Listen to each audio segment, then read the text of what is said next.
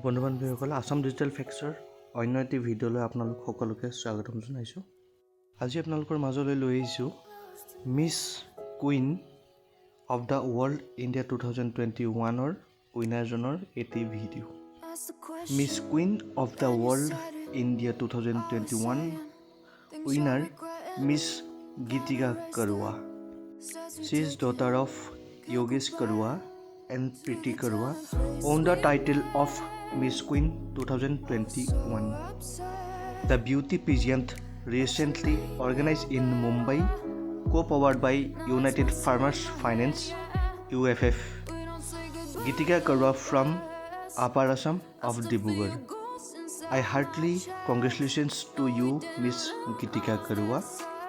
So let's go to start the video. Women's World India 2021, Geetika Karwa.